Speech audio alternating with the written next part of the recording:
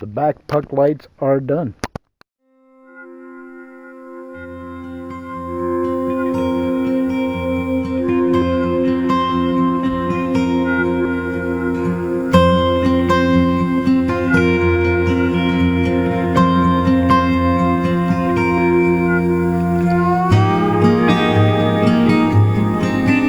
Last week on the Adventures of Phoenix, the car camper, we installed insulation in the roof and we added an RV kitchen light.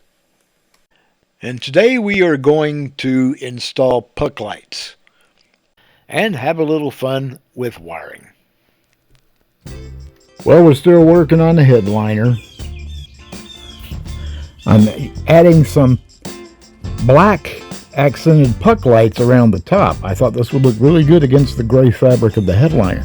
Only problem is I can't use something like this to drill the holes because all that would do is tear the fabric to pieces.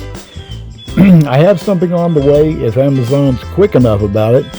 It's supposed to be here Monday. That will basically punch the holes out. This is not very strong fabric underneath, so it's very likely all we have to do is just punch it. Well, I didn't want to cut the holes for the puck lights in the with that fabric on the outside, and that material that the headliner is made of is not real substantial. So using my wood hole saw on top of that with all those, it would tear the fabric and probably the headliner all to pieces. So I opted for these devices right here. They're called round punch hole makers. This one's 55 centimeters. It comes very close to the 57 of the puck light. Fortunately, it's the largest one in the set, but the whole setup goes. Anyway, I found this to be the safest method was to put a 3-pound sledge on top of it after I've got the fabric cut away, and then hit it with a regular hammer. Crude methods, but effective. Hey Spock, Galileo sets on the other side of the driveway. Now these puck lights are really simple. You just see these little springs on the side. All you have to do is pull them back, slip it through the hole, and then release the spring. And it holds itself in. Just like that one. Okay, the back puck lights are done. Hey, do y'all know what this is? You know what this is? This is how we make lights talk to each other. I have 3 lights on here, and I've cut 3 sections of this so that I can connect them to the wires. And another thing is that you take wires and you can connect them to these wires with these little clips, these little connectors. These are perfect because they have, you see, they have 2 plastic pieces on both ends. Those melt and then close in the wires so water can't get inside. This is solder. It heats up too, and it melts and connects the wires. This is the simplest thing I've found yet. Obviously, this is it. Here's one of the puck lights with full juice. All the puck lights are going to be connected to a dimmer switch so that I can, turn them on and then turn them as dim as I need to. Similar to the big light over the food preparation area. So it's pretty close to him, but just you get the idea. Split the ends so you can get the wires separated so you can work on them individually. This is a wire stripper. You simply put the wire in here, then push the button and the wire is stripped. It's that easy, guys.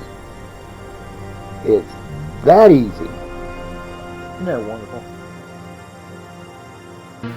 Indeed, most fascinating. Then what I do is I twist the wires because I'm going to mix them with, I'm going to put them through something very tiny. So I need to keep the individual strands from fraying and causing me trouble. Then, because this works better in the solder, but I simply dip the ends of the wires in some flux and rosin, paste flux, whatever you want to call it, and that helps it to stick better when the solder melts. Another reason I don't particularly like twisting the wires on these smaller, especially in these smaller ones, the 18 gauge ones, I don't like twisting them because it's hard to, you can't fit both wires back through that. Okay, so I basically just go with the flow. Now that I've got these two, I've got the wires all fluxed and ready to go. Now you have to remember on these with black and white wires, the white is usually the ground. That's I don't know, it's just something that I remember from all the years I've been playing with this stuff. Okay, got to get these two. Like I said, the small red ones are the 18. What is? Okay, I got to make sure that the two wires crisscross right underneath the solder, because that's what's making them. Okay, go.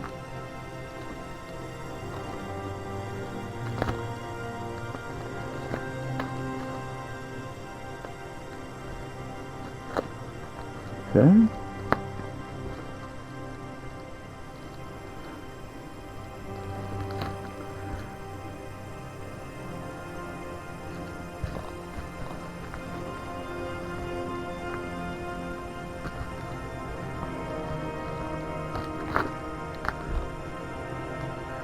It's hard to tell exactly what's going on here, but I do have the two wires together and they're just underneath that solder strip, that's fine. That's where I want it to be.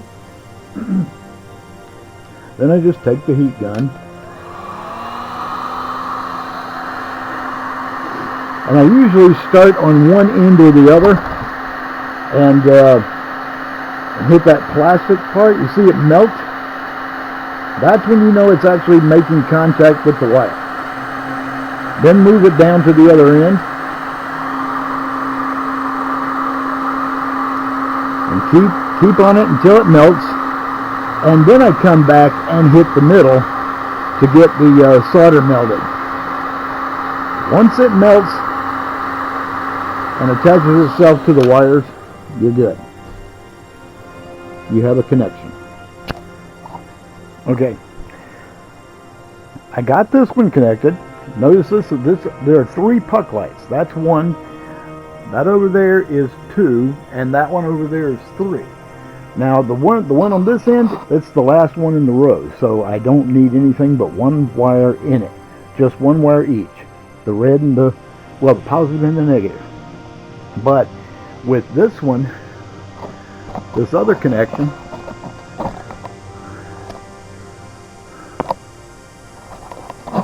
gotta get it tilted down.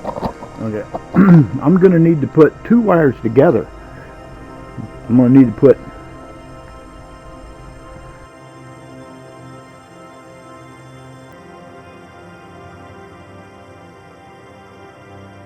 two wires together and then attach them to the light itself, because then I need to string it from this one. 1, 2, 3. I need the one in the middle is going to definitely have 2 wires connected to it. Okay, so I'm going to twist these wires together. At least the positive and positive, twist the 2 together. Okay.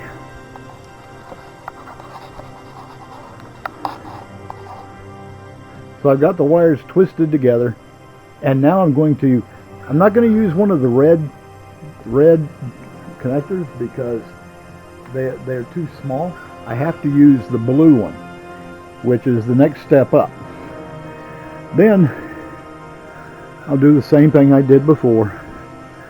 I'll put the wires in one end, make sure they go through to the middle where you see the make sure they go through the middle where you see them come through, and the wires, the bare wires, would hit the little lead thing in the middle, the solder.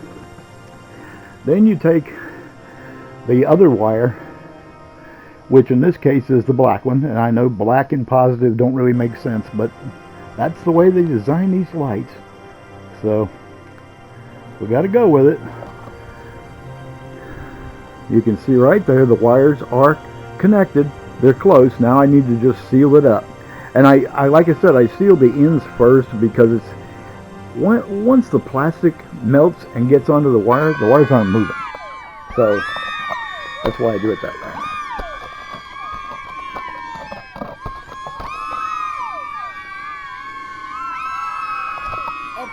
Okay, that's enough. Okay.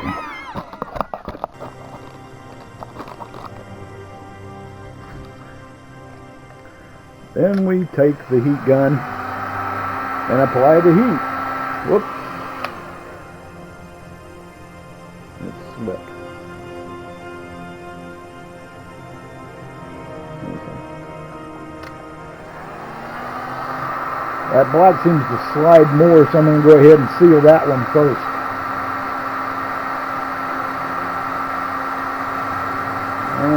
Okay.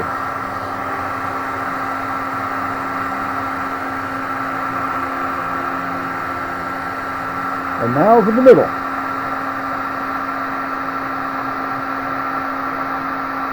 Okay.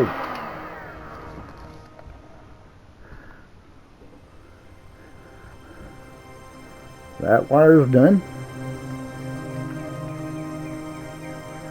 Now the next one. Slide it in on one end.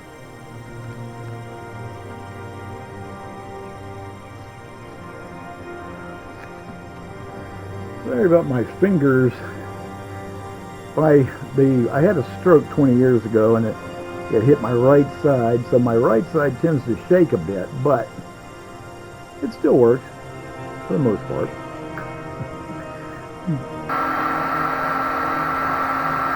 And you'll notice I'm coming across it so I don't blow the heat directly onto the reflectors, because that will damage the reflectors.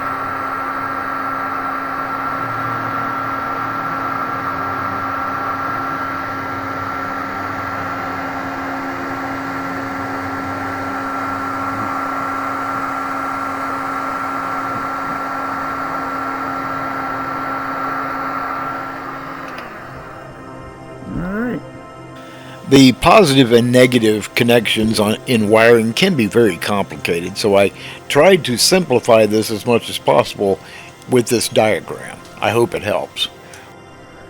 Alright. Paste flux. Dip. Dip. Wipe off the excess. Okay. Okay, this is the wire for the kitchen light. So I'm just going to connect that one with the small, I just need to connect the wire to wire. And in this case, red and black to red and black. But we'll just use the smaller 18 gauge connector. Okay, there's the 3 puck lights working. And there are all the lights working. And like I said, I can change the color of this light so that it will match the other lights too. Isn't that cool?